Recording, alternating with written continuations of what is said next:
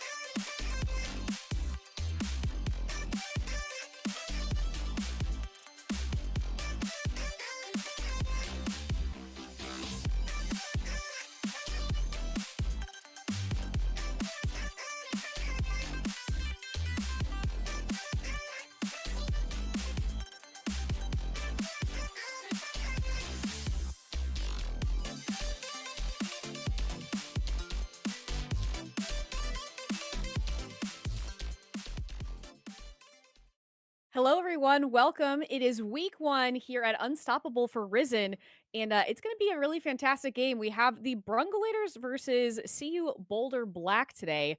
And week one, everything is kind of an unknown. We don't really know exactly what's going to happen, but as soon as we're going to get into draft, I think we're going to see some spicy picks, and we're already there. So yeah, we're going right in. Brungulators looks like they've selected blue side, or at least they're on the blue side. Pretty quick cover of Caitlyn and walked in immediately. Caitlyn B1. Now, I was actually lucky enough to cast Shia literally yesterday. And so I know that he can perform super well on this pick. And I think that it's a good and easy B1, especially if you're trying to kind of feel out your opponents. The distance, obviously, with Caitlyn is always nice. And I'm interested to see exactly how CU want to respond immediately with another ADC pickup here. Looks like Sivers hovered and picked. Oh, it's an It's interesting hovered. matchup. Yeah, I mean Caitlyn is really great as a B1 because you can pair it with engage and something moves forward, or you can also pair it with poke. You can go Caitlyn Karma or Caitlyn Nautilus just the same. We walk in the Wukong immediately. So just wanting to make sure we can get into the Caitlyn on the back line from the jungle position. Absolutely. And that was something that actually their opponents had a little bit of issues with yesterday because Shia does play really well, very safely. So I like the Wukong easy dive. And obviously, Sivir has a great wave clear potential. So that could be a little bit of a rough lane. I'm interested to see if they want to respond with a jungle pick or if we're going to go ahead and see the full bot lane for the Brungulators here. Ooh, Jarvan here picked up. They said, we see your Wukong and we're going to bring a Cataclysm. It's a good pick into the Sivir as well, because Sivir can press spell shield on Cataclysm all she wants, and she will still be standing in the middle of it at the end. Covering the Ornn as well. I do know that Ooh. the Brungulators top lane is an Ornn man. He loves that champion. He wants it every game he can have it. And it is interesting. It looks like we're saving counter pick support, which is I do love to see that. Oh, I lied. I spoke too soon. I cast or cursed myself. Melio here is going to be the bot lane duo here for Boulder Black. Yeah, I think I would prefer to see the Lulu walked in there to really give the Sivir some survivability in that Jarvan ult. Because if you're looking at Melio ult, all of their CC, I guess, except for Caitlyn Trap, is just knockups or terrain. So the Breath of Life is not going to get an overwhelming amount of work done here. There's no CC really to cleanse. Yeah, it does make me wonder if they really are trying to prioritize, seeing top lane and not picking a response makes me think that they really want to wait to see what this mid lane's going to turn up. Looks like Boulder Black may Carb. be worried a bit about Engine, which Yeah, is I mean Oriana reasonable. Jarvan is a very good matchup, and Oriana is one of Engine's best champions in general. I think we'll probably see bans either mid lane or top lane. Um, Swain mid lane there, so we're gonna just thin out the mid laner pools here. From mid lane for CU Boulder, I feel like they really need some upfront damage to match this Wukong. Sivir will definitely be a late game damage threat, but right now it's just Wukong going forward by himself, and they're going to need to play to help facilitate that. Yeah, and there's also a question for me too of, Orn obviously Call of the Forge God, great amount of CC available from that, assuming you can hit it, which I do have faith that they will be able to. With only Caitlyn being your damage dealer and the amount of pressure that you're going to face into a Sivir Wukong, and especially with the Melio, where exactly are you going to look for extra help there? And I think that's going to have to come from the mid lane. Nautilus here banned out for Boulder Black. And there we go. Other mid lane ban, just like you expected. Victor here rounding out the bans for the Brungulators. Yeah, I do really like that Victor ban as well, because that really helps follow up. Wukong goes in, creates a bunch of space, gravity field goes down, and the Victor will get a lot of work done. We walk in the Cassante for the Ornn, so we're going to have big, meaty boys hitting each other on the top side. Which I feel is like a quintessential top lane experience. I'm not, I'm not gonna lie. That feels like that's kind of what most top lane are. But I do think there is kind of a skill matchup there. It might not be a terribly fun lane for the Ornn, especially early, but it kind of depends exactly on the performance right in the top side. So now we're looking at the Seraphine. Immediate Honestly, Seraphine. not what I was expecting. I do like that though. Yeah, I mean, it plays well. It's space. Caitlyn, Seraphine are going to absolutely outrange Sivir Emilio. And you've got Jarvan going forward. You've got Ornn going forward. It's really easy to line up the Seraphine ultimate through your own team into theirs. And if you look at CU Boulder, they're kind of showing Sivir damage, and that's kind of it. So, an Enchantress Seraphine in this game can get a whole lot of work done when the damage is only really coming out of Sivir. We see The a Rise rise. mid lane. If you wanted damage, if you wanted to make sure you had the follow up to the Jarvan and Ornn, Rise is definitely a way to get there. I'm really liking this pick so far. It does seem like Brungulators are here to play, and the response is the Hwei. They definitely need the damage and the long range ability that Hwei brings to the table. It is hovered. Are we going to in fact see that here on the Rift? It's an okay lane, but Rise damage is going to be just overwhelming compared to how much damage you're really going to get out of the Hwei. Um, it's see your Boulder. It's going to be all on Sivir. I feel like. Granted, she's got some decent front line. She does have Amelia attached to her. Sivir's ability to play in this game is going to be what CU is going to have to lean on versus on the other side for the Brungulators. I feel like they have a couple different ways to get it done.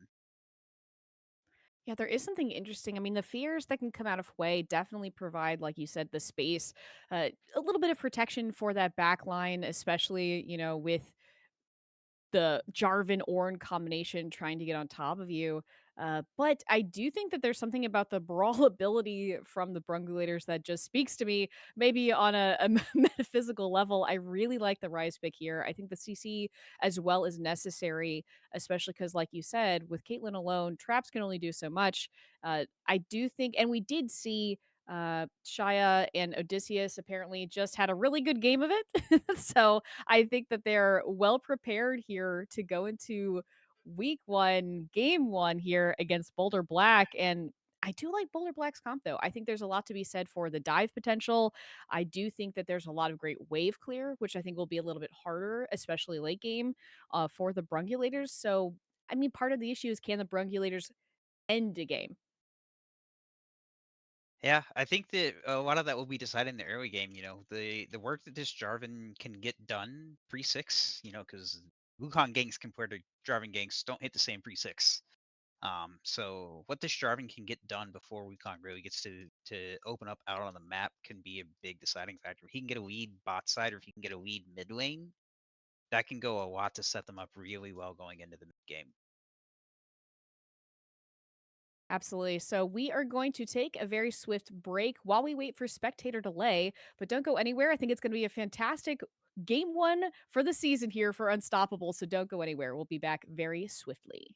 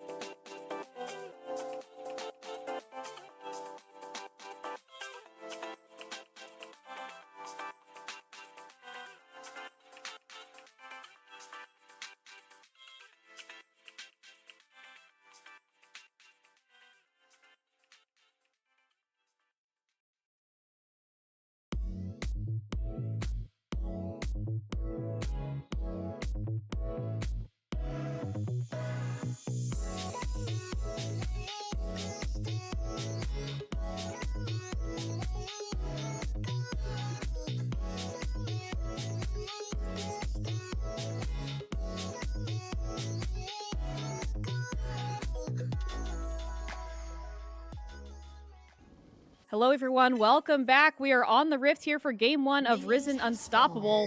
And maybe a little bit of some early, trying to feel each other out, trying to feel exactly how audacious each team wants to be with some wards here early. But as we're getting into the game, we have the most important part, which is the skin game win game prediction.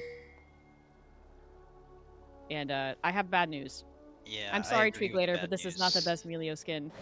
Therefore, I cannot give it to you. So, for me, the skin game win game goes to the Brungulators. I have to agree. If I don't see the rain frogs, I'm just sad if there's a Melio on my screen. That being said, though, as we're looking kind of early, I mean, like I said, we're not even a minute into this game. Do you have any predictions on how the lanes are going to go? Anything that you really want to see out of either team here? I expect bot lane to have a lot of prio. Sivir can push very well, but every time she walks up to try to, clear the wave and push, Caitlyn is just going to be firing at her, so we should see a push to the bot lane to the side of the Brungulators. We'll have to see if Jarvan wants to play around that, or if he wants to play all around the top side and just kind of trust them to pressure bot lane and create what advantages they can. See heavy trading top side, it's just, they're going to beat each other up, they're going to walk away, it'll be fine. Trade cross.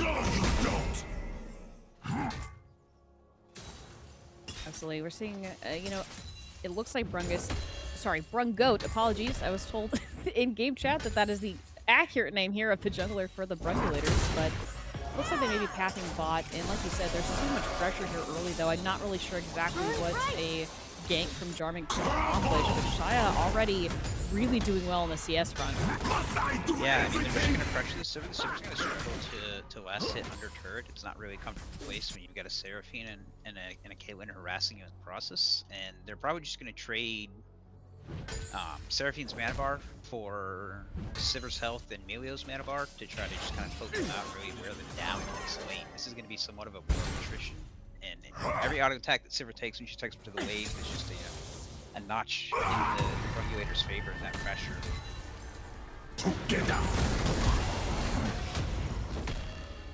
A little bit of an early trade here. Barty K in a bit of trouble. Mokia here putting out so much damage to the Cassante, but Ornn able to get out pretty close, though. It's a little bit scary here on the top side already, like you said. A little bit of a fight. It looks like they want to set up some pressure here for this early dragon. Seraphine on a little bit of a roam. Yeah, I mean, but Ornn, you know, he's got the Living Forge. He gets low, he just builds a Ruby Crystal standing in the lane and then walks back into the wave, and he's got another 150 HP, and you're like, wait a minute. I won that trade. Why are we even now? Looks like they're trying to wrap around on Ping. We see Pink's coming down on the map, but they know where Charlie is. They see him sitting. Punk's gonna take this Rich Metal. Look at this one here. Something does have to reset his TP back in, so we'll see if Barty Cake can make it. Barty Cake's in so much trouble. There's 2 here, but is able to get out. Did have to flash away from that particular engage, though. Local library was right in the nick of time. Unable to get anything done, but that's okay. Yeah, it's a little bit of pressure, you know. Ornn can do kind of surprising amount of damage early, especially towards like 1 item completions, so you don't have to worry about any field pressure moving out. Just gone. Just by space in a situation. Sunburst. Midway going about as we expect. Way is going to have an easier time to rise early because he can just wave clear, he can poke him while also clearing his lane. Down about a wave right now. It's 36-22 in the mid lane. But I would not be surprised to see Rise come back with any here we got us being in a pretty good spot. It's heavy trading up here in the top side. It's starting to look like they're wanting a little more than just Yep. Very Tries to get away, unfortunately has to go back in. Mokia on the chase, definitely wants this early kill on Ornn, is in the bush, and gets first blood there, top side, going straight to Cassandre. You know, and Wukong doesn't get an assist there, but he should 100% get one. The fact that Cassandre had flash and Ornn didn't decided that fight. If they both had flash there, I think nothing happens, or that was very close to the Ornn actually winning that trade. He was 1 auto attack and rocking Puerto, and that would have just been dead Cassandre. He's got a sizable lead. He manages to crash the wave. He gets the kill. He's 10 CS up. That Cassandre is very happy. Yeah, already looking good on the top side. I think it should help kind of even out some of the pressure from this bot side. Diver is almost 10 CS behind here, but it does look like local library may be attempting to help ease that a little bit. Maybe even setting up for Dragon here. Looks like setting up for Dragon. We see the tier, we see double Ruby Crystals, so we are going to go Rod of Ages for the Rise in the situation. I think they're going to have a really good segue. You know, Caitlyn's building some pressure here. They're going to be very strong as we get to first Dragon, second Dragon, and that's going to segue into Rise getting Rod of Ages, into the, the Archangel Staff, eventually Seraph's Embrace, and 2 items that Rise is really going to start feeling good, and I think Caitlyn's going to be the way they get there. Absolutely. The first Dragon does go to the side of the Brungulators, so there is a slight CS advantage here still for CU Boulder Black. And great on the top side. Both are 6 though.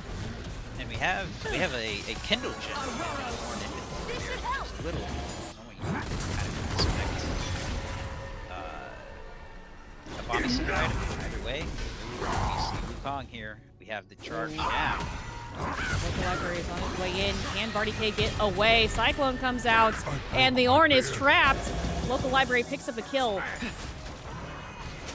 I gotta say, I think local library is playing this very well. He kind of knows that Sivir's job is just to get what you can and play safe. As long as they don't die, it doesn't really matter how much CS they go down, and then play the top side. If you're Jarvan, you don't really want to be playing towards your Ornn. You want to play to your Caitlyn, you want to play to your Rise, you should know that that's the option. Sort of rough play here for Barty K.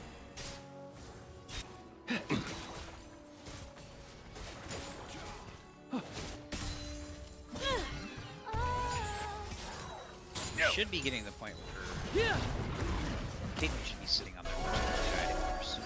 Next reset. Sivir can just pop Oh, the interrupt of the Cataclysm is here. Bruv's in a lot of trouble. Managed to get the Spiraling Despair, but it's not going to be enough. Fear landed on Engine, but they still pick up the kill. Yeah, that's exactly what you need. Jarvan has clicked over to 6, has found the first opportunity, and it immediately leads to a kill onto the Rise. And that's the #1 person you want to in this game. You could say it's getting the engine running. I won't apologize for a bad pun. Anyways, Wei did have flash up there. I can't help but think that maybe if they flashed away from the original engage, they might have buy a little more space. Wukong was just about there on the end of that play. He didn't have, the Cyclone, but he definitely probably created a little pressure to make sure Wei gets out alive in that situation. See a little bit of cross jungle for trading. CU's bot side. Yeah. Woodcraft right now. I think that is a good trade. This Casante's feeling really great. You want to pressure that one side lane, pressure towers, but he is. They are walking around. Things coming out. Encore misses. Bruv still in trouble though. Can he get away? Manages to get the fear into the Seraphine, but Brungus is here and they are out for blood. Bruv trying to get away. Wukong is here, but he won't be there in time. Bruv, can he manage to escape with just a few minutes of health? Flag and Grag, but the fear is good. They are going in so deep. A flash from Odysseus manages to collect the kill. Oh, that was a close one. Local library is here, but was not able to get there in time. Yeah, I mean, we trade Seraphine ult and 3 flashes for Wei flashes to kill on Wei onto the Seraphine. I can't be sure if it was really worth it in that situation. We'll see if they're able to punish it all with that Seraphine having flash, for Rise having flash in the mid lane especially. Wukong has flash, has cycle. Wei has ultimate up. I would really expect on top of that Rise and shut it down. Yeah, honestly, it was such a long gank that Seraphine was not in lane for what felt like about 5 years.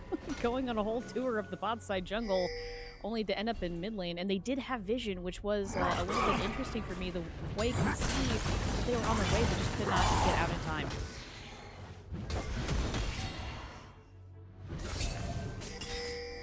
And I will say that I am happy to see that Seraphine is sitting on a forbidden charm and Material Goddess, so we will see the diadem Seraphine build anytime I see Seraphine build. Oh, Flag and Drag. Bruv's in trouble again. Cataclysm once again. Spiraling Despair will not be enough. The fear does not keep them alive. Brungus slays Bruv in the mid lane. Yeah, I mean, Jarvan doing Jarvan job. Cataclysm on the downfield looking for the mid laner.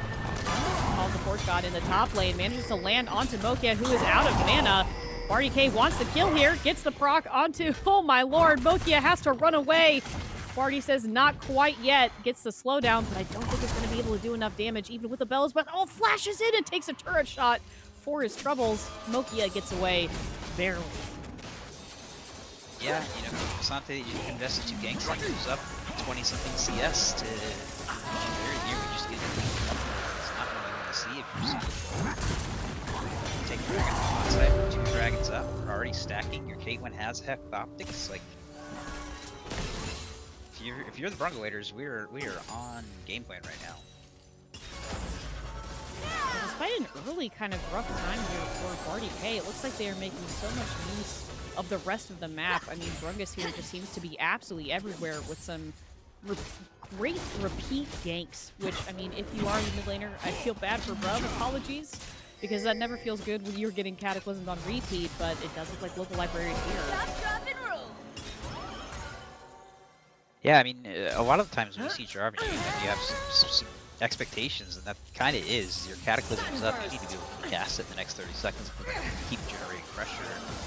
Brungus has absolutely, lived up to that dream. He didn't really get a whole lot done early, which you kind of really want from your Jarvan, but I think he's had 3 Cataclysms and he's gotten 3 kills out of it, so he's doing his job now. Every lane except this Ornn has a bit of a lead here. I mean, it feels really bad for Sleep on the Sivir. Just cannot keep the CS even with Shia, despite Shia being alone in lane there for so long. A little difficult to constantly shove that wave, like you said, with the combo Shia Odysseus. We have no out. And it does he get the kill here? All out was not quite enough. Mokia says we are not done fighting. Hits it again. Barty K, despite being under her own tower, Call of the Forge God comes out. Engine is here. The stun is good onto the Cassante, but he takes down Ornn. Brungus is here, though. They want to get yet another kill. Out for blood. Engine picks up yet another, this time on the Cassante. Meanwhile, bot side, Shy in a lot of trouble. The bounces are good from Sleep. Has to flash out. Oh, Encore misses. Shy is getting chased down by the Sipper. Oh, just managed to miss the boomerang, but it doesn't matter. Sleep picks up a kill here, and that might be the pressure they need to turn around this bot lane.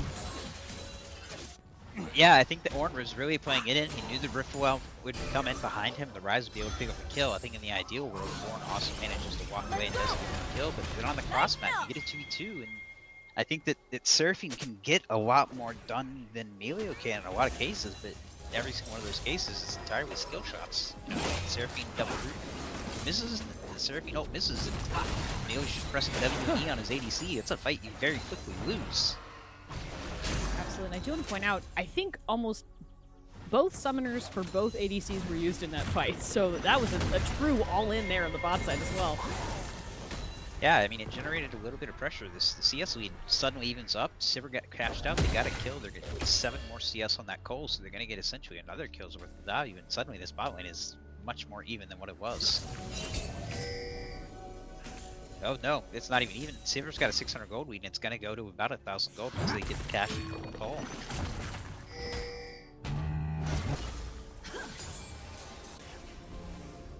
How do you think this next dragon's going to play out? Both jockeying for position. I know that CU Boulder Black definitely does not want another dragon to go the way of the Brungulators, but do they have what it takes in what looks like may end up being a 4v4 team fight? Yeah, I think that it's going to end up being entirely on the junglers and what they can find. If we find a really good Cyclone and Sivir and Wade just get to dump their entire damage uncontested, I don't think the Brungulators are going to be able to match that. It comes to the team fight with both ADCs standing in the back and free firing. Sivir is absolutely going to out-DPS them. Sure. There is a little bit of a death bush here on the top side. I think they're waiting to see if Barty K does in fact push out so they can take this Herald. Cornelio's backing instead. Yeah, I think they had it. They did have a little window there to look to make a play. That window's closed. They're now resetting. I have expected some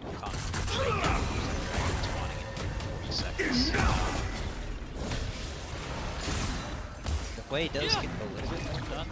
Just comparatively item-wise, the Roa is not really going to match the amount of damage that the Blackfire is going to do in a fight. The way gets to hit multiple people and just get that extra AP off of hitting multiple targets. We have to see if they're in that situation. They have a Seraphine and Jarvan. They blow that way up in 10 seconds with the dragon. That's the fight. Engine's really smart here. He's walking up the lane to push way down. The fear is good, but unfortunately Brungus is here, and that is a quick kill onto the Quay. Oh, the Encore is good, lands onto the Melio. Interesting target there for the ultimate from Odysseus. Flag and Drag is good, they managed to catch the local library. But there's the Cyclone, and there is the clone as well. They catch Sleep in the Cataclysm, but unfortunately Engine goes down in the meanwhile. Brungus trying to save and get more kills. Shy managed to pick one up on the back end. Local library is on top of this Caitlyn. There's the barrier. Call of the Forge God comes out. Everyone is here. Mokia is now in trouble. There are 4 members here of the Brungulators. Has to flash away. Ultimately a win there for the Brungulators, but a little bit messy in the middle. Yeah, I mean, they killed the play without even needing to commit the Cataclysm. You know, he just walks up too far, and Jarvan and Rise just having the damage completely pop. Really, just fight's kind of over before it starts. The Brungulators know, you know, we're sitting on Dragon Soul point at 17 minutes of the game. This is how we win the game, and they show up and make the play on time. Yeah, I was going to have questions about the essentially solo ult onto the Melio there, but it ended up being very fantastic play because it kind of split the fight up and allowed them to get onto the back line there of the Boulder Black. And honestly, I'm surprised that Caitlyn managed to live. Barrier was popped, but Wukong was absolutely wailing on that Caitlyn, and they managed to get away a-okay. Yeah, and it's kind of that's Seraphine's job. You know, they don't have any grand bursts coming out. The damage that you see Boulder is showing is very just kind of average and consistent DPS, and you got it. Seraphine just standing on top, even matching without even talking about every single chance. It can be hard to chew through targets through that. I will say few things in League of Legends feel better than hitting a kickball as Emilio. That is one of the best abilities in the entire game. I will not hear anything about it. It does make an incredibly satisfying sound. Bit of a rotate coming in here. We've got the mid laners in bot lane, and bot has rotated to mid. It's about that time.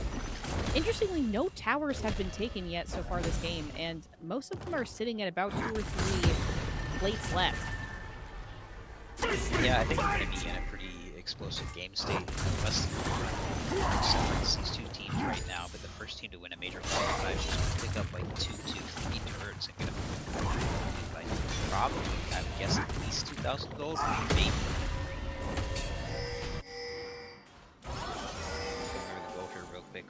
Cansante about 1,500 gold lead. Jarvan has rising to second, coming close to 2,000. All out top lane. Well, yeah, all out top lane. Barty K may be in trouble once again under their own tower. It will not matter. Carl the Forga comes out. The Mokia. It has been a huge turn. But they're going to be all right. Barty K does not want more, but neither does Nokia. Fantastic turnaround there from Barty K to not only save themselves, but also keep Nokia from crashing this tower anymore. And this is at least the second time healing that he gets out of that protoplasm harness is the amount that he lives by in some of these 1v1s. Let's go! And the healing is only going to go up as he completes more resistances. It scales entirely off of resistances. He's going to keep healing more and more as these games go on.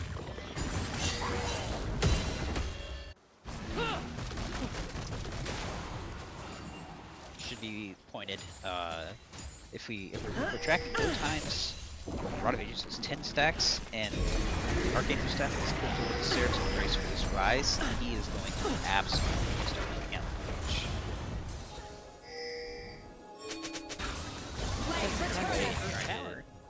Yeah, if you're playing and you're trying to match this rise, you have to be careful. If you ever get risen, you might just die. I got you! To see exactly how Engine plans to use those Realm Orbs abilities as well. See if we can get some interesting flanks. Or, you know, the classic Realm Warp directly into their base to end. Who doesn't love the Rise Realm Warp to end a game? You never know. Yeah, thanks to a rogue, if you look at it, he's higher level than his top laner, who has the quest complete that gives you extra XP. So, like, this rise level 15 is ready to click over to level 16 is feeling really good going into this mid-game game.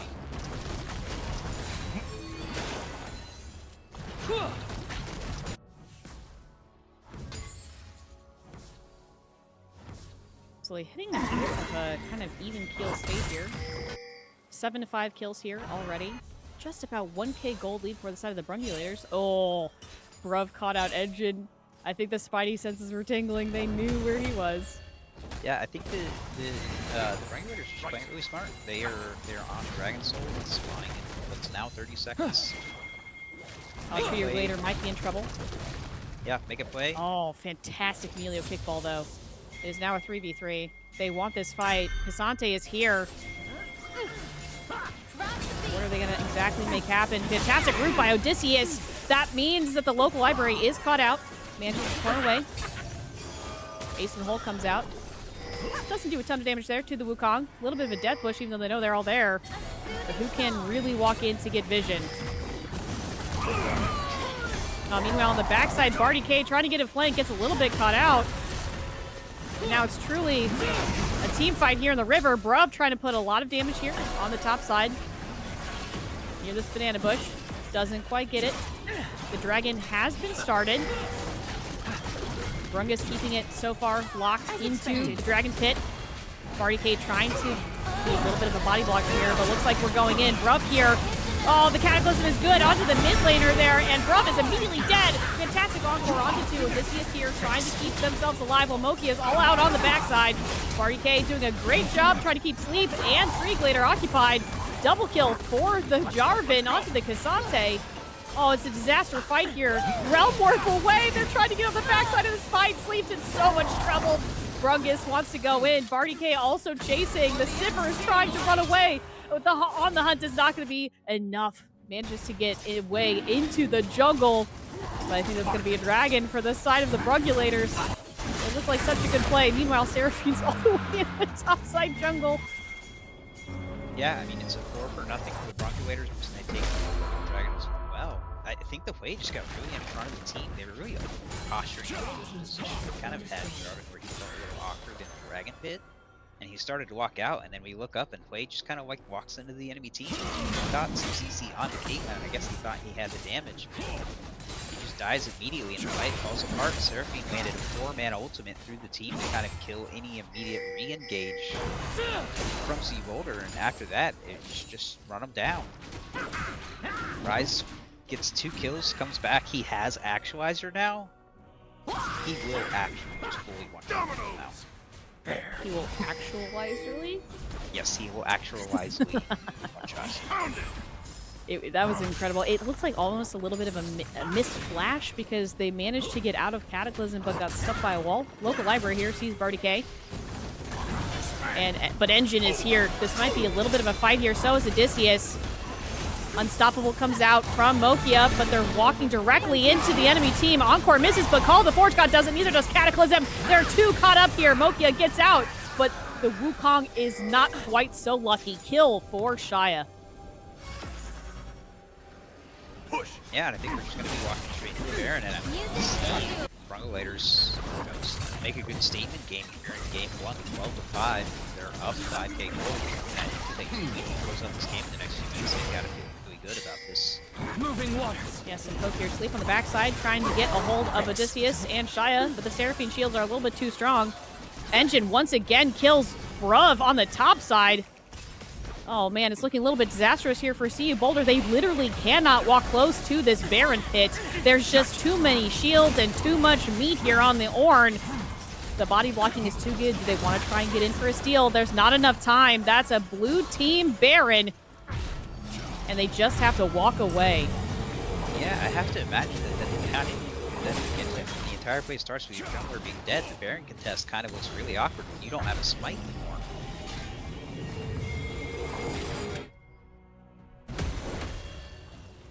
You've got 3 outer turrets, you know, maybe a cross-map situation there, but they give over the kill on the Wukong, it leads to the start of the Baron. It looks like a good fight by Mokia. Sorry to interrupt you once again, but Engine is also here. It looks like they want to get this kill into the Cassante. The all-out's not going to be enough. Engine is on a killing spree here in game 1. Yeah, we're... Oh, bruv. Oh, bruv. The Spiraling Despair is not enough when you're in Cataclysm. The mid laner for CU Boulder just cannot catch a break. Local Library wants to save this tower. Sleep was rooted. Gets cleansed. Able to get away. Local Library going all in, but the Encore hits too! Local Library can do nothing in the face of all of this damage! Call of the Forge God is good, but misses. Does not hit anybody. It looks like this tier 2 in the mid lane is down, and the pressure is still on. Sleep can't do enough. There's so much poke damage coming out of the Seraphine and the Caitlyn. Barty K cares not for your kickballs or your towers. Waltzing straight into base. Engine on the top side doing the exact same thing. This might be it here. They're taking these Baron minions straight to the Nexus. They want this tier 2 top. 90 caliber net over the wall, keeping them safe from the Cassante. K and Mokia having yet another fight here in the Nexus base, but it doesn't really matter. Oh, manages to catch Brungus. Brungus Slack and Drag manages to get out A-OK. Barty K in trouble though. Spiraling Despair lands. It is good, but oh, Barty K walked right into his own teammates. It's all right. Nobody dies though. And it looks like they are in fact going to leave, taking 2 towers and 2 inhibitors. Oh, it's looking a little disastrous here for Boulder Black. And that's a fantastic play. They won that fight for Dragon. They hit 5k gold up. They take Baron, and now they are 10k gold up. You know, they 1 for 4. They force down mid lane. They take 2 inhibitors. They reset, and I wouldn't be surprised to see a majority of these players walk out bot side. You know, they don't really have that much time with Baron, if any time left at all, and they're just gonna stand bot lane, wet top and mid with these super minions and just threaten the base. And they'll probably likely just stay there until the dragon spawns. Oh, bruv, flash. Oh, the fear of just barely managing to keep them alive. Also, I apologize for interrupting, but I do want to point out the level differences. For just a minute there, Shia LaBeouf was 2 levels up on Sleep, and it looks like there are level leads. There are 2 levels on Engine over Bruv, so it's so hard, not only from a wallet perspective, but also just an experience perspective, and ornaments are now out. Yeah, and that Kasante has a King of Burner. Engine just finished 4th item Void Staff. I think there's not anybody on the enemy team that's going to be safe to get caught Runic Prison.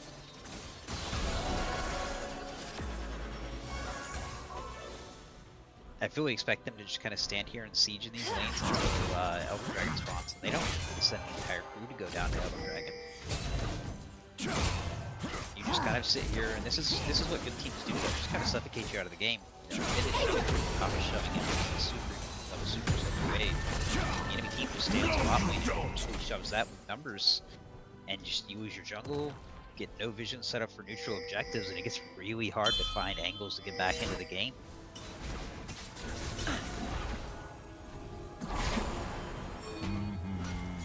We'll see if they really start and commit this, or if they're gonna kind of slow wait it out and make A death push. Walk into the, you know, there's no vision. Haven't been able to wait that.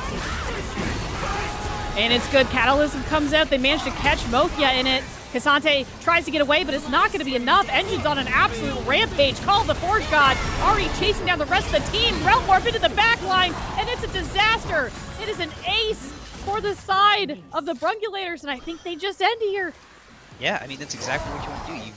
You've forced them to do nothing but stand in their base for 2 minutes. You know there's no vision on the map. You walk out and you don't even go to the objective. You just stand there, and you know that they can't not contest it, so you just make them walk into you. You take the fight, and you close out the game. No risks at all. Really well played, very clean for the Brungulators to close out that game with the amount of lead that they had. Absolutely incredible first game here for the Brungulators. Honestly, if this is the way that Unstoppable's going to go, I'm very excited for how these games are going to go as the weeks progress. We're going to take a quick look here at the damage charts. And I just look at that gold graph. What do you even say about that? Yeah, I mean, it was close, and then it was really not close.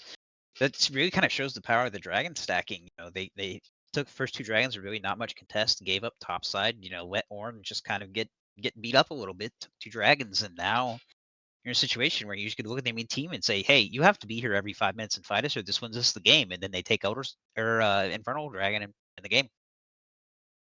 Did seem to kind of spiral a little out of control there. You know, CU Boulder Black had a lot of issues trying to make sure that they knew where Jarvan was because those ganks were absolutely incredible. Looking at the damage here, you can see exactly what that kind of looks like, and the repeat ganks from mid, especially making sure that Hwei cannot do exactly what he needs to do for this team. I mean, I know that you mentioned you were worried about damage, and when your Hwei is 0-8 at the end of the game and 2 levels behind the enemy mid laner, there's not a whole lot they can really do. And I think that showed, especially as we got later into the game. And so, you know, I personally, if I was Bruv, I think I would be paranoid of that bot, the bot side river brush in mid lane. I think for the rest of my life, that was a little bit scary to be, you know, repeat ganked Cataclysm. But I know we're going to take a quick look here at predictions because now that we've seen game one and we've seen kind of what both teams are coming in with, we're going to take a look and see who said what. We were supposed to do this beforehand, but I'm not going to lie, I forgot. So that's on me. Apologies, everyone who's watching. But it's kind of split. I mean, we don't know a whole lot about either of these teams. Carp, you have 2-0, and I think your prediction's looking pretty good if we have another game like we just saw. I, for one, am going Boulder Black. I just thought that they have an interesting way of playing the game, especially, you know, like a library likes to be a high kill jungler, and I love to see that on a team. But man, Brunga's coming out absolutely swinging this game. Yeah, I mean, when you go back and look at a game and you VOD review a game and you see play Jarvan and the first 4 cataclysms that Jarvan have all lead immediately to 3 kills to your mid laner. Happy days. And it's some amount of it even goes to Engine. I kind of got cut off there as I was saying this, but like he knows that his Seraphine and his Jarvan's in that bottom bush, and he starts positioning in the top half of the wave, in the top half of the lane, and he knows that Hui doesn't want to match him, so then Hui off positions and goes to the bottom side of the wave and just walks closer into the Jarvan there, and Flag and Drag comes out, and the last time that he even made that play, they didn't even have to send the Cataclysm. The Flag and Drag with the rise damage was enough just to blow the Hui away. I like that rhyme. Well, we are going to take a very short break while the teams get ready here for game 2, but don't go anywhere. I think it's going to be an explosive one when we come back.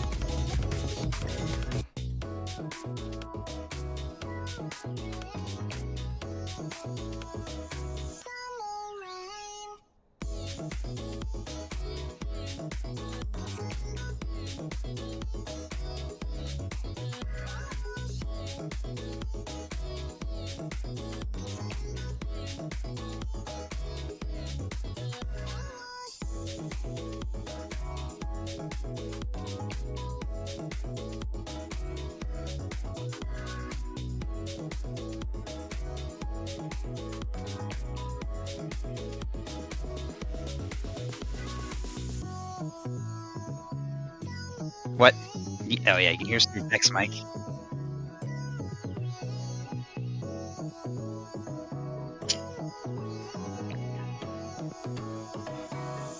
We will see.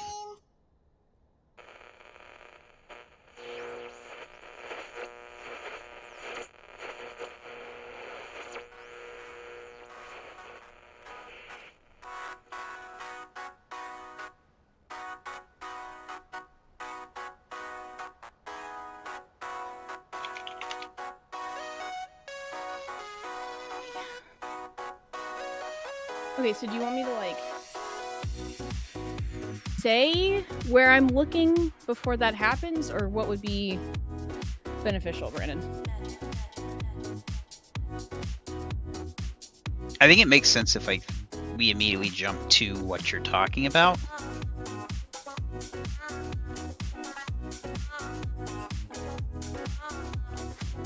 Like situations where Bex is seeing things that I don't see because I'm watching your stream and watching what the broad public is seeing, and so it can end up awkward where we're looking at one thing but talking about another thing.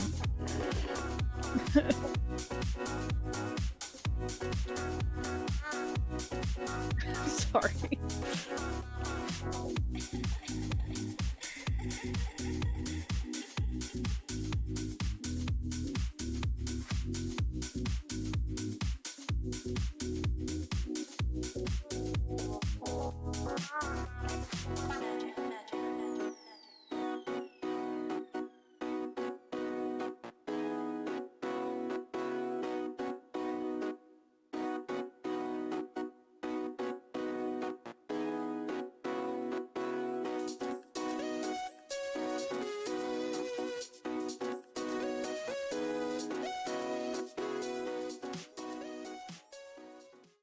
Hello, everyone. Welcome back. We are getting ready for draft for game two here of CU Boulder Black versus the Brungulators. And off the back of what was an incredible showing here by the Brungulators, what are you hoping to see from CU Boulder Black? What do we they need? What's the secret sauce to be able to make I sure that the comp works? I really liked how they played the top lane early. They kind of knew to let Sivir, just get what you could get, go down 20 CS as long as she doesn't die, it's fine. And play for the top side and get your top laner 2 kills, but your top laner's playing Cassante. Eh, you know, he's not gonna be this late game damage threat that's gonna be able to make things happen, so I'd like to see them play for their top side again. We're running back the exact same bands, but I'd like to see them play for their top side on CU Boulder on a champion that can actually have impact there. Absolutely. I'm wondering if we're going to see more counter pick from the top lane. Oh, a Diana first pick. Now, I'm. Ripping Diana.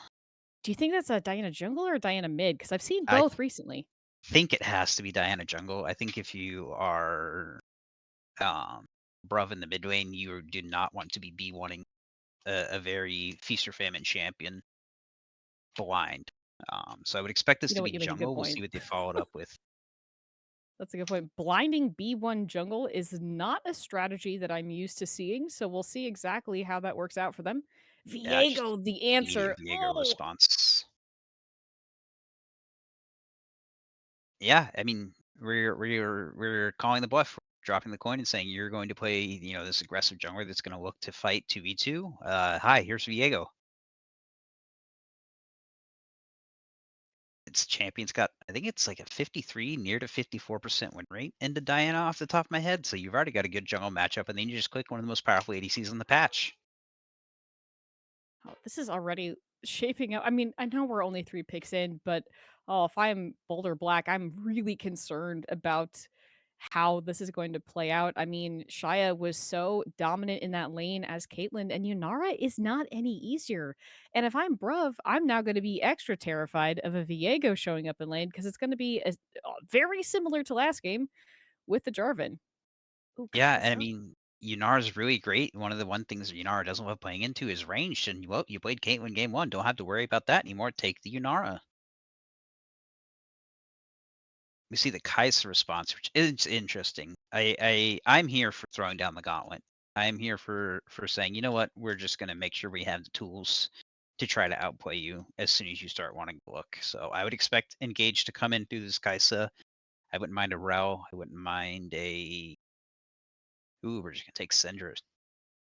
We're purple themed here for CU Boulder, apparently. I do love a theme. I do give extra points in the skin game win game if there's a coordinating color scheme, so keep that in mind. Because I do want to point out my skin game win game prediction did work out game one. So we will keep track of how much that holds on. But I do like the Cinder here. It does have I mean, Bruv, the thing is going to have a hard time either way, but I do think that Cinder does provide, the stuns are still nice. It provides, obviously, the scaling is fantastic, especially as you get later into game. That might make them feel a little bit safer as we play. It looks like that is a mistake. I'm assuming there was, in fact, a champion picked. Gragas is the answer that I'm getting Gragas is from the answer. chat, that it is Gragas picked 3. Now, that's an interesting I can't tell you the last time I even saw a Gragas. Yeah, I mean, Diana goes in and casts Moonfall, pulls people in. Kaisa falls up, and then the casket comes out, and the fight just goes to complete chaos after that. I would expect to see uh, some engaged champs ban here. We see a Rel ban. I would not be surprised to see a Nautilus ban here as well. Seer Boulder has banned the Braum. Yep, there's the Nautilus ban.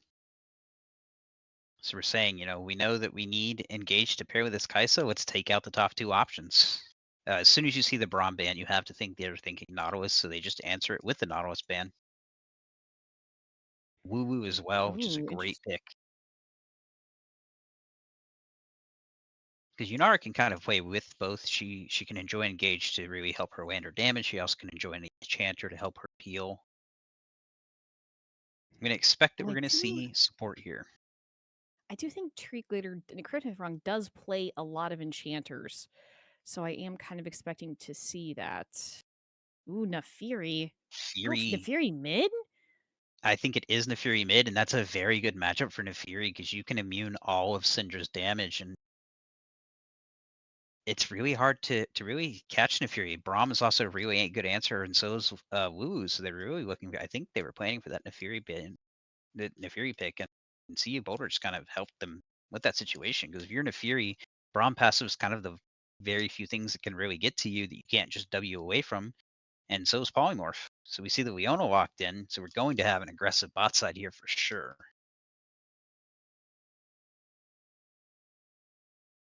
A Yone hover. Now that's interesting. I'm not sure how the Yone Gragas matchup is. That is not one I am familiar with, but I do like it. It signals that Boulder Black really do want to throw down. I think you're right. I think they're ready for, I think they're hoping that the Yone will be able to be exactly like what you called at the beginning. They want more agency, someone who can carry a little bit more, and Yone has the potential to do that. So, oh, that is very interesting. I'm excited to see what the pick here is for the counter support. Yeah, I mean, I think this is we're gonna see double the kills in this game that we did the first game compared to the comps, and I'm not sure which way that's gonna go. I can 100% see this Yone just getting gigantic. But on the cross side, this Nefiri, oh, and we get the Nico and Yunara. I love it. We've walked Oh in so man. many champions that just want to be everywhere. Nefiri's jumping everywhere. Viego's going invisible, jumping around. Yunara's hypermobile. Diana's going crazy. Kaisa's jumping all over the fight. Yone's doing Yone things, and it's so easy to lose track of where is the Nico. And then the pop Austin happens and everybody dies. I am not gonna lie to you. This is a little scary to me. If I am CU Boulder Black, there's so much kill threat and kill potential from every lane here on the side of the Brungulators, and we saw exactly how they like to play last game. I mean, Brungus was literally everywhere all the time, truly living up to the name Brungoat. They made sure that there was so much pressure, and Diego does not let up in any way, shape, or form. That combined, like you said, with the Nefiri, which is such a great pick into the Syndra, especially if you hit those timings with I do have full faith that Engine will be able to do that. You know, if I'm looking at this as Boulder Black, how do you have to play? I How mean, are you going to make sure that you can get a win here? this is full on just ego checking each other where we CU Boulder said we're taking the Diana, we're diving, and they said cool, we're taking Vieo Yunara. We said cool, well we're gonna take Kaisa and Leona. We say fine, we're gonna take Nefiri. You're like, all right, fine, well, we're gonna take Yon, and it's just gonna be there is no front line. The front line does not exist. Everybody is going to be diving everybody, and I'm really here to see. They picked a very conservative comp. We're going to let Sivir scale. We're going to look for these things. We're going to try to play this game very slow. And they say, you know what? That didn't work out. Take the gloves off. We're going to see what happens. I, for one, am all for losing my voice because the game is so hype, and I do have a feeling that's kind of the direction we're headed. I mean, if you are Boulder Black, it can only go up from here, right? It's week 1. Maybe you're still limit testing, trying to figure out how exactly you work together as a team. And honestly, what a team to throw down into. Clearly, the Brungulators have the ability to have great team fights, right? Whether it be a 2v1 scenario, they're getting great picks. But even in those 5v5 fights, every member is exactly where they need to be. So Boulder Black, I think, definitely have the ability to limit test, I think, as it were here in game 2. But like, Yeah. And it's a little scary. you said it, it's week 1. You're trying to figure out what works for your team, what it looks like for you.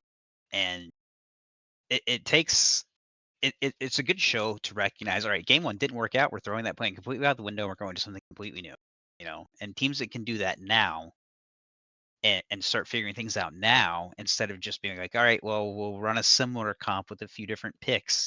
Those teams will kind of be stuck in the rut versus teams that are just like, you know what, we're gonna try it. That didn't work. We're on to the next thing, and we're gonna keep switching things up until we find what does work for us. And figuring that out now in week 1 versus being stuck in that box in week 6 can make a big difference whether you get the win this week or not. Absolutely. And I think on that very hopeful note here, I'm hoping it's going to be a good game. We're going to go, as always, to a very swift break here for the spectator delay, but don't go anywhere because I think it's going to be a fantastic game, too.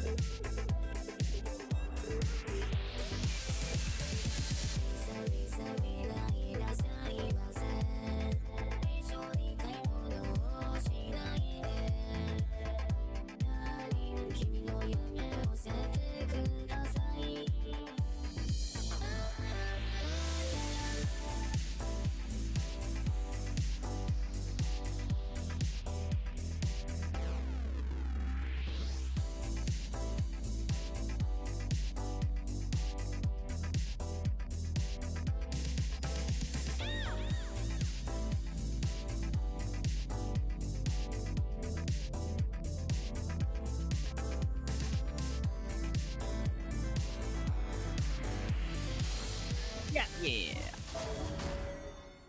Hello, everyone. Welcome back. We are right into game 2 here of Unstoppable Week 1.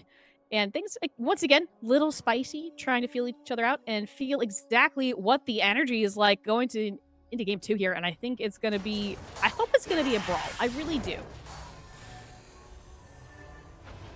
Yeah, we've had, game 1 that was kind of a bit of a slow burn for the early game, and I want to see just the exact opposite out of these teams. I know Yunara wants to do that. I know Kaisa is happy to do that. We have a Leona as well.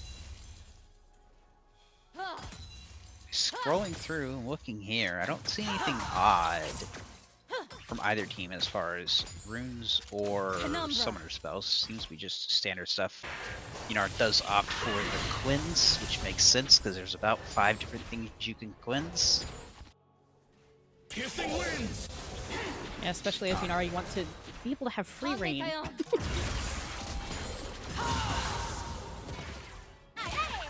So much early damage here with a Nico. Odysseus already showing, how scary it can be to face into that Nico support.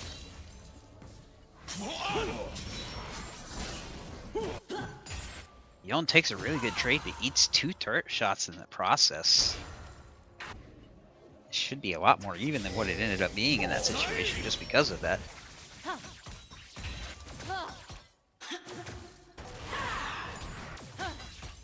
Yeah, this top lane matchup is going to be one that's just fascinating to me because, like I said, I never see a Gragas, and I'm not sure how Gragas and, Yone play into each other. Besides, clearly, a lot of early battling here. Yeah, I mean, pre-level 6. Depends a lot on the Gragas, because a lot of Engine Yone found stuff... local library in the jungle, ignited, and then walked away. It looks like Yunara is rotating up her support as well as Syndra, but what an interesting jungle catch. Things you get to do as Nefiri. That champion does fun things. He loses the ignite, but Diana just has to walk out. We haven't engaged down here. Shia goes very low. And you see Engine game 1 play that Rise, play very safe, knowing his timing. Game 2 goes into Fury, and now he's like solo invading the enemy jungle. It's kind of exactly what you want to see out of your mid lane, taking picks like this.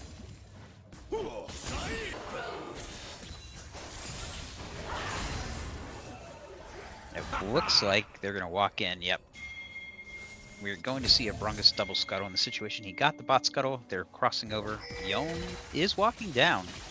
Gragas is looking for reset. He is out of mana, so it looks like just shy. Diana will manage to get the Rift Scuttle top side. It's a little tragic thing, because if you do get the double Rift Scuttle, what it ends up meaning is your jungler just 100% will hit bubble 6 first. And it can change pretty much everything for that second dragon fight. No, not the second dragon fight, the first dragon fight. Also, you have to count minions. Can't count that out with an Eagle in the bot lane. It's always a little bit scary. I feel like the Rift into a bit of a horror game every time he goes there. In the same way that Shaco does, I'm not gonna lie.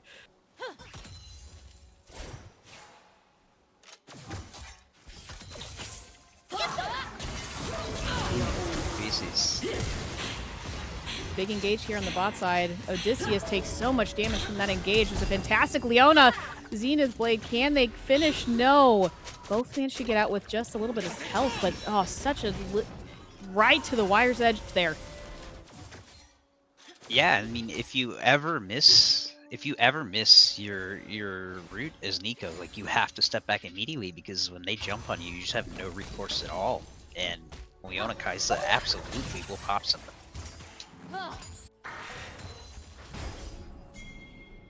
Oh, Brungus has a good wraparound. Oh, this is so good. Treeglader maybe in trouble. Oh, directly onto sleep. Kaisa trying to get away, but it's not going to be enough. There's a ward in that bush, and they see you. First blood over to the side of Yunara. Meanwhile, top side, Mokia fighting with Barty K. Gragas is all right, just barely, but what a fantastic gank there from Brungus. Yeah, Brungus found a fantastic angle to walk around. He trades flash for flash. You kill the Kaisa anyway.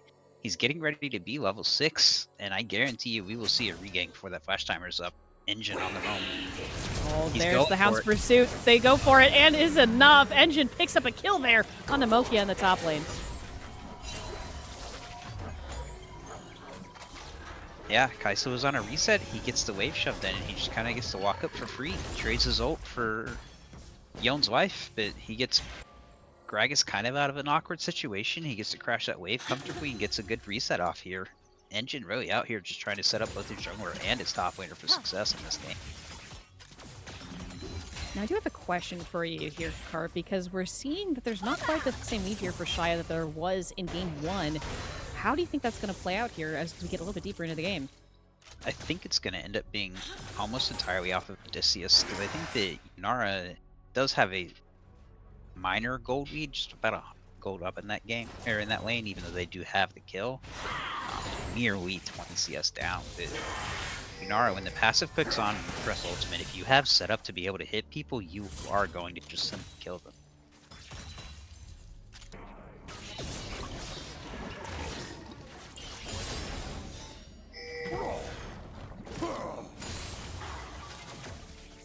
I think he was hoping to catch Yon taking the Q3 forward there and put him under his turret top side. That's why we saw the explosive casket come out.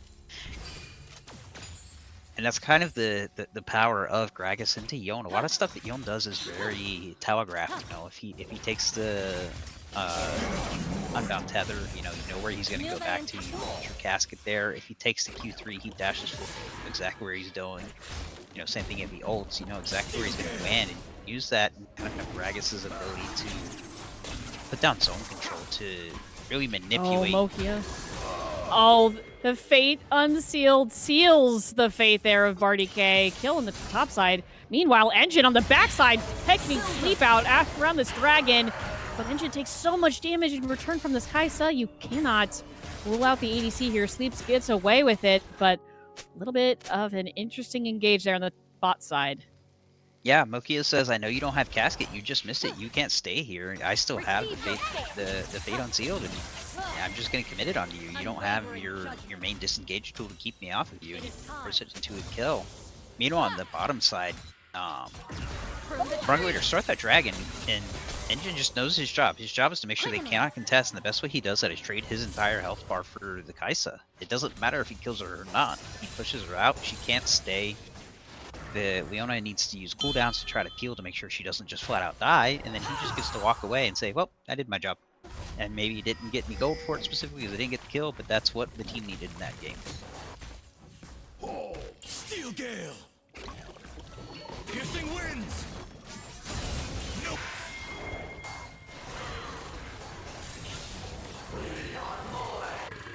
These counts are kind of interesting. Again, mid lane. Oh, and we have a little bit of a wraparound here. Local library is here.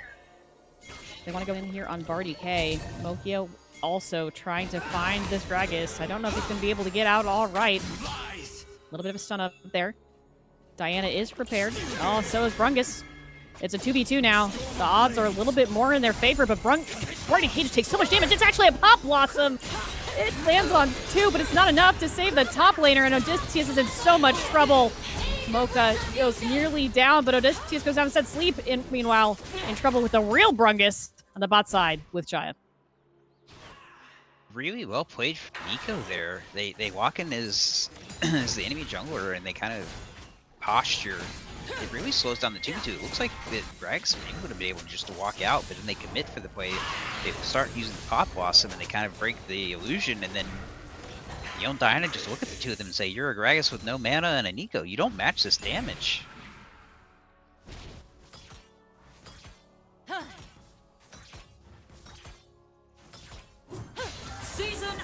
think the only saving grace... Oop, Solar Flare into a flash. Oh, Solar Flare just missed. Yeah, I think the only saving grace is they do convert on the kill on the bot side for the Brungulators. This game is much more even than what we were. We're 3-3. It's 16.7 to 16.8. Ooh. Nico did try to be a little silly there. There was an extra Neferi puppy, but just short on the root. I did not know for some reason that Nico could even be a Neferi dog. Oh, the tower shot nearly takes Mokia down, and they have to use their ult to get away. Well played there by Barty K with that explosive cast.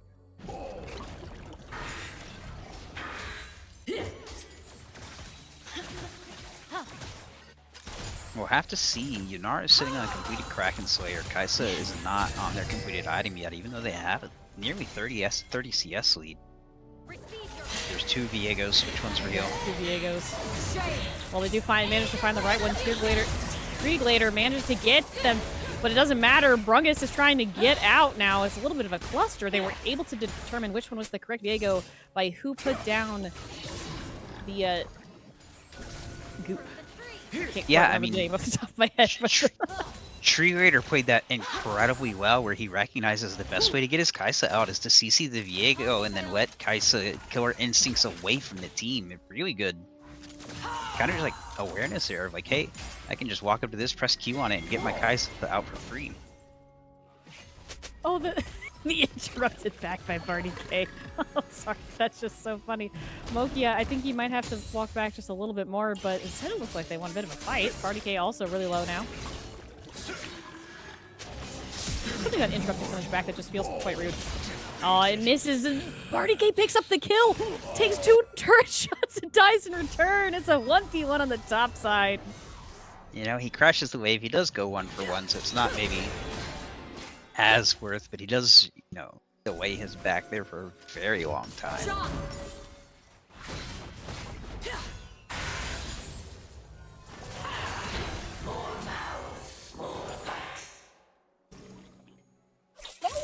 Both teams. Oh, nice fruit there on the Trieglator, taking on insignificant amount. Oh, Hound's Pursuit directly onto the Bruv, but local library is here. Engine has to flash away.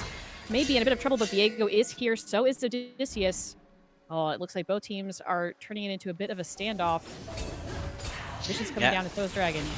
I think they're both looking to try to make a pick and make a play happen before this dragon. I think see Boulder learned last time, dragon stacking cannot be, you know, just free. Like, we need to make sure we're fighting this.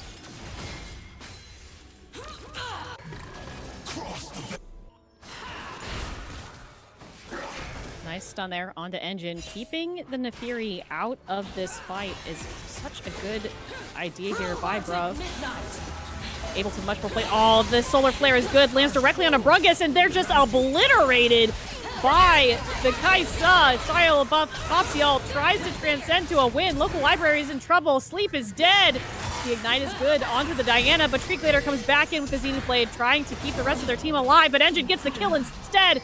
The ult is good, killing Shia LaBeouf. Syndra manages to get a kill, but dies in return to Odysseus. What a messy fight around this dragon. Only local libraries left alive here in the bot side.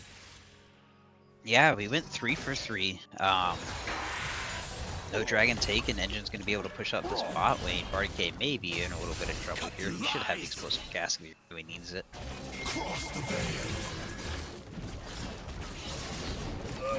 We will have to keep an eye on this top matchup. Oh. Oh, Fate Unsealed. Is it? Oh, Fate Sealed indeed. Mokia kills Barty K on the top side. It was close though. I think the Barty K, a little bit of disrespect trying to do the explosive cast onto the regular cast for the kill, and it just doesn't quite get there. And then, you know, every time Barty K has used his ult and either missed it or not gotten a kill with it, it's immediately led into the Fate Unsealed and into a Yon solo kill. This lane does get interesting, you know. Barty K is feeling pretty good. He's gonna have the Fimble Winter here soon. That's gonna be the next item he's working on. He has the Rod of Ages, but the second that Yon finishes that Blade of the Ruin King, he starts doing a lot of damage to that Gragas that has only HP built and no other resistances.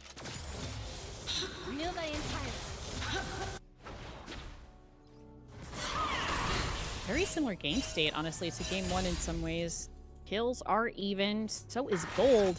No towers taken, but 2 dragons here on the side of the Brungulators. Much better state here for Bruv. Oh, fantastic route from Odysseus. Trieglator taking so much damage. Pop Blossom comes out, catches Sleep. Shia LaBeouf comes in. Can he manage to get the kill onto Sleep with the Transcend oneself? And it's good. Manages to get the kill onto Sleep, but Solar Flare comes down. Was not enough to save them. Shia on the chase here. They want Trieglator. Engine is here as well. Engine picks up the kill onto Leona. Meanwhile, topside, Brungus is here. So is local library. It's a 2v2 in the top lane. I think it's going to turn out no kills there. Yeah, and I mean, as soon as that, you Yunara presses ult, if the Leona's not there standing ready, ooh, Fate's unsealed out. The Leona's not standing there ready with the solar flare or with the, with the Q, just the auto Q. Nice Yunara Q. just gonna Brungus put is out here. massive damage. Oh, the damage is good, but not quite enough. Heartbreaker does not kill Nokia. There it is. The kill comes down on Brungus, gets one onto the Yon. Meanwhile, in the mid lane, incredible kill there from the mid laner, the jungler, and it looks like even the support have roamed and they take down Engine and Odysseus here in near the Baron pit. Yeah, I mean, Leona makes it there on time, and it's just a bloodbath over the entire map. Game 1, it felt like CU never really had an option. They were just kind of got behind a little bit on the bot side and kind of snowballed. In this game, we're just trading blow for blow. 10 to 10, less than 200 gold apart. If you're a fan of action, this is definitely a good game. Piercing winds. I am liking the proactive stance here CU Boulder Black is taking. It seems like they're giving no ground here to the Brungulators, and it truly is a brawl across every single lane. Yeah, and look at these trades. Now that Yon has this really good game, he's going to start shooting up. Oh, the solar flare lands. Shy is in trouble. Has to ult away. Things are getting a little intense. We're starting to see damage items come through. People are starting to have real threats, and there's not a frontliner to be seen. I guess the closest thing you can call that to would be a Leona. 2-level lead for the Yone now in this matchup top lane. He's got 20 CS pushing towards 30 CS. Your top laner may have been the shining star in game 1, even though it was a loss, and you put him on Yon, and he's now 5 kills in. You gotta be happy with who he is in this game. Brungus is doing a return gate here on the top side. Mokia in a bit of trouble. Barty K has some help this time. Is able, it's not able to get away. Brungus catches Mokia. Fantastic kill there for the jungler. Once again, Heartbreaker does indeed break top lane's heart. Yeah, it's kind of really good timing from Brungus. There's a minute and a half till Dragon's up. Now a minute, you make the play top side, you get a reset off, buy some gold, and then you reset and you walk out. And we're back kind of into the same spot. That minion's not supposed to be there. Blue team's turret. We do see question mark pings going Suspicious. down, so they are aware that the minion would sweep her.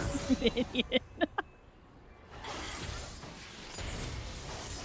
I love a neutral minion. There's something so funny about it when they start wandering into the jungle. I don't know. It makes me laugh every time. Misses a stun.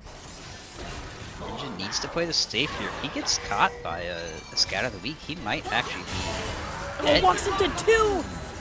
Was not able to back, managed to get away, but oh, that was so close.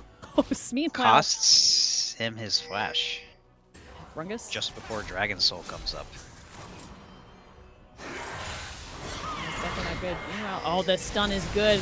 Engine in a lot of trouble. The Cinder ult comes down. Unleash power not quite enough to get the kill onto Nefiri, but Treeglader is a little bit caught out. The Solar Flare is good, but will it matter? Meanwhile, mid lane, Shia manages to pick up a kill, a fantastic kill into sleep.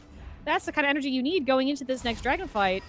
Nokia is here to try and keep the pressure off this mid lane turret. Yeah, I mean, we get a solo Lolo out of the ADCs. Oh, local library goes in and the Moonfall is so good.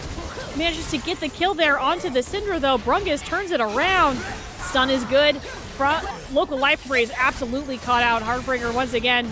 Now there's another Diana, but a different color here on the other side of the team, and they get the kill there onto Treeglader. It's just a sweeping ace. Brungus absolutely showing up as his Viego.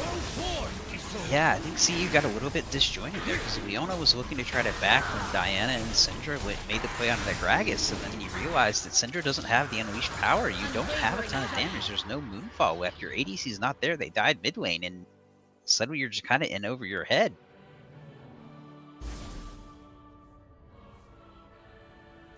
Slowly creeping in the Brungulators' favor. It's now 10 to 16 with about a 4k gold lead. And despite some CS disadvantages for the side of the Brungulators, they're playing these team fights really well. They really are. And Shia LaBeouf playing very well on this Yunara, recognizing I have the lead right now. If we're ever standing next to each other in the mid lane without the supports, I'm just gonna go in on you.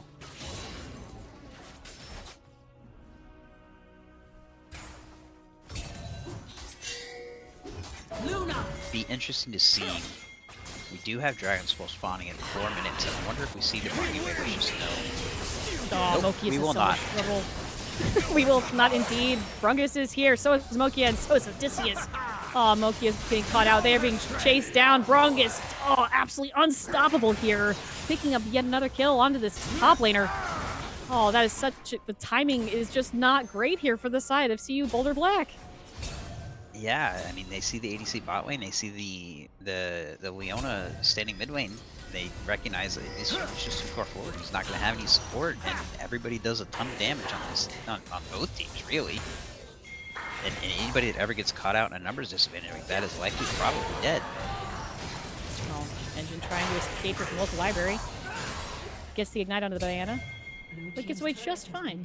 Impeded.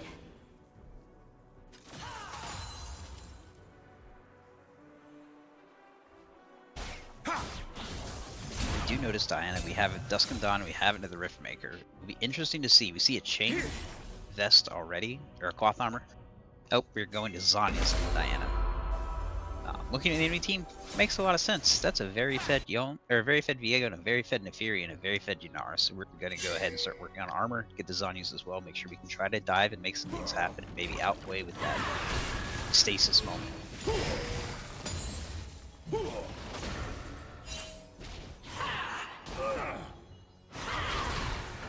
That being said, Barty is just going to end up kind of getting beaten around by this Syndra. It's a good matchup, but I don't think you want him matching into that Syndra, because she will pressure him. Oh, Engine might be in a bit of trouble here on the top side. Mokia coming in. Oh, just barely does not kill there on the top side. And the Fury getting a little bit caught out here by the Yon, has to back.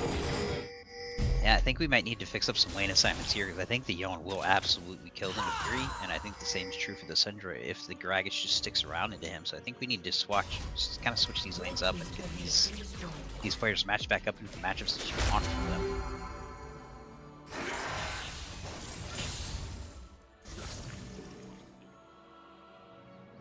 Interesting enough, Barty K has opted for the Seraph's Embrace on the Gragas, so he's going to be doing a lot more damage than he normally does, but is also a lot less health than he is. Normally you see Fimbulwinter build as a tier item for Gragas, gives him a ton of survivability, and he has every single way possible to proc the heal.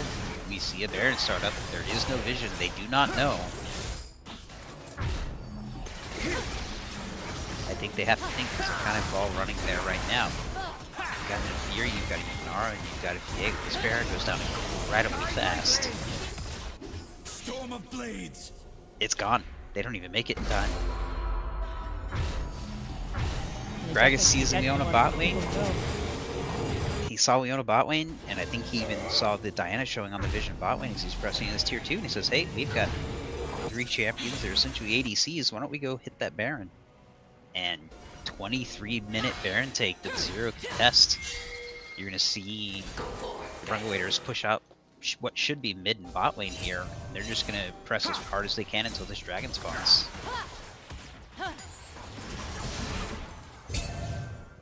This is kind of the same system, or the same scenario where they were in last game, where they take the Baron, they're going to push out these waves, they're going to hold as much space as they can until this dragon comes up, and just segue it straight into taking Dragon Soul. Yeah, especially with this good vision control. I mean, if you are CU Boulder Black, how do you walk into this? I think they're doing what exactly they should be doing, which is stand mid lane. Don't want to go into your jungle there at all. Oh, Treaty Leader's caught out. Brungus is here, so is Engine.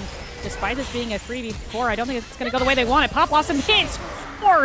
Incredible stun as well. Oh, it's just all over for the side of CU Boulder Black. The kills are across the board. Yon does manage to get a shut down of Yunara on the backside. Barty K, though, picking up the kill under the jungler. And Engine has killed Mokia. Unfortunately, it is just Bruv left, and Treeglader has to back. They are chasing the Syndra to the ends of the earth, and the flash did not get them across the wall.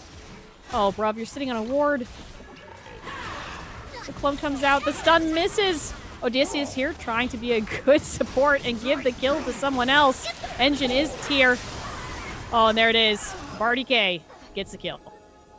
Yeah, I mean, It was a very tenuous fight. It was very close, and then your Nico finds a flash 4-man Pop Blossom, and all of a sudden everybody's health bar goes away. That was an incredible Pop Blossom. Wow. Yeah. I mean, that's why you play that champion, and Odysseus plays this Nico very well. You just find that one really, really good flash Pop Blossom, and it's just game defining. And they do still have these Baron minions pushing for some of these towers here. Party K. Ooh. Yeah, he has been a little greedy. Oh, Diana manages to land it. Local library is here. Sleep also wants in on this. Lokia is here as well. But I don't think they're going to get anything. Meanwhile, mid lane, there's 3 here, and they are absolutely destroying this tower. Pushing for tier 3. Shriek trying to meet them. Receive your fate.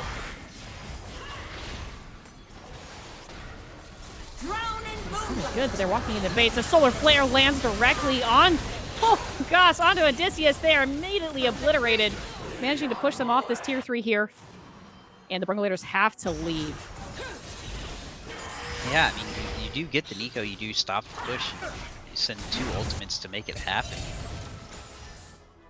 But there's nothing to play for. There is no dragon, there is no Baron for another 2.5 minutes. You managed to make the pick, but now you just kind of have to hope. Speaking of picks, Brungus. Oh, just barely making all the hounds pursuit onto Sleep. Gets about half health. There's a TP here. It looks like they want to fight.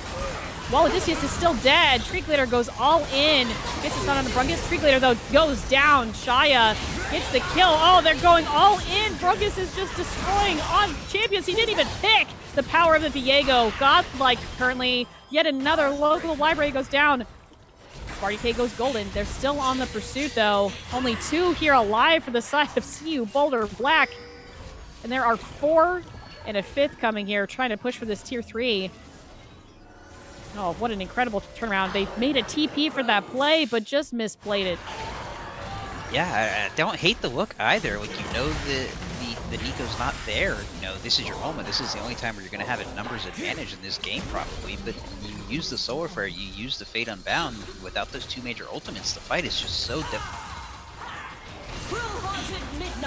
Odysseus here, once again caught out. And, but does go golden. Will they be able to get out? They do not. Bruv picks up a kill here onto the Nico. A little bit in too deep, I would say.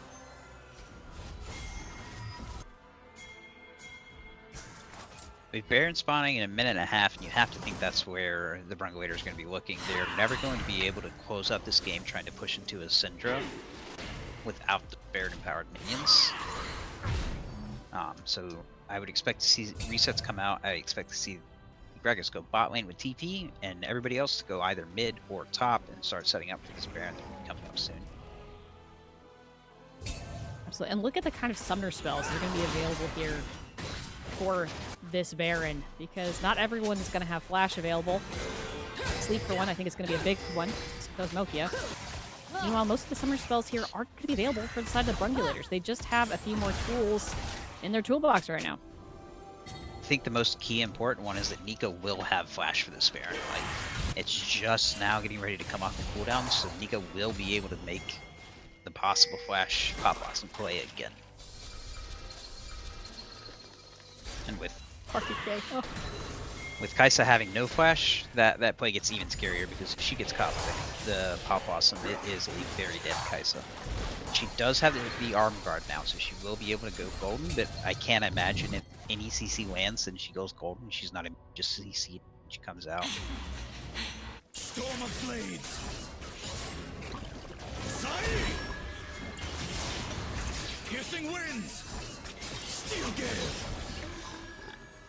Fancy footwork there from Party K. Oh, the Baron's being taken. They do not know. Oh, they do now. They know now, but it's too late. I mean, we essentially have was almost a 380C squad. They just absolutely will rip through this Baron every single time. There's 2 Kraken Slayers, there's an Fury Dogs. They just gonna be able to find that Baron almost instantly. They want to fight here on this top side. They are aiming for a kill, but instead everyone will get away. All right. In the bot lane, Party K and Mokia still duking it out. Party K with some fancy beat, and Mokia just trying to keep this turret alive, especially. Oh, the flash into the Q. Fate is unsealed, but the Party K goes golden, but all of the members are here of Boulder Black, and that is in fact a dead Gragas.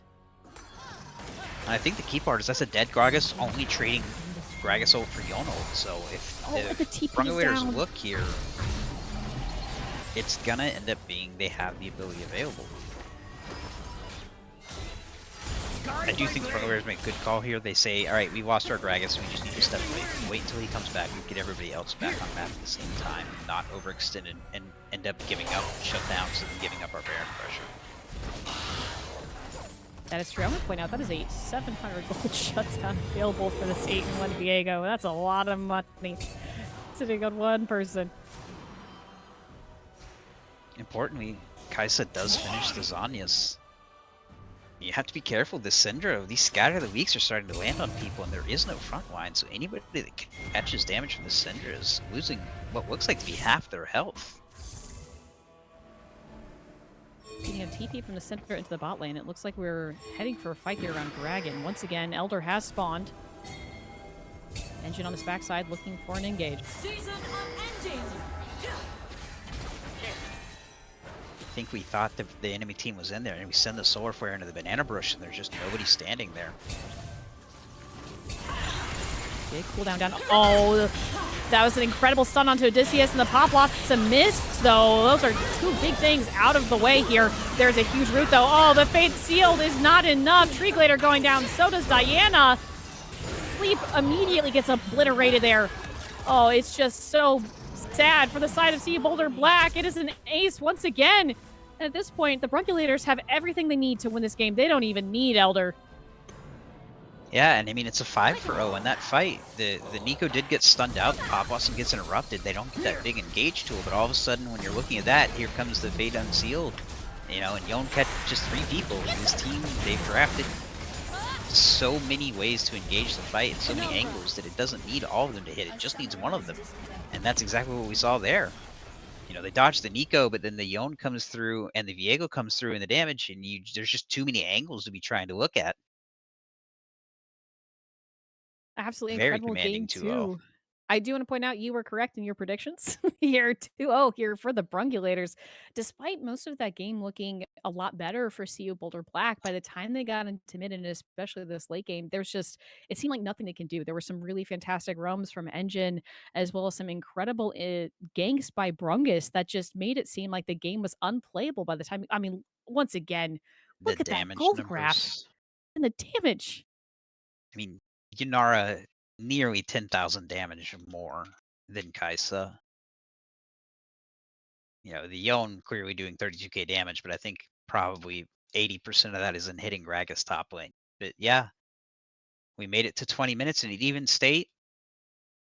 But the Brungulators took the first 2 dragons, so about 20 minutes in, you have to fight for soul point, and then they win the soul point fight, and then they start taking their advantage and pushing forward, and then 24 minutes in, we see another big spike, and that's the next dragon spawn.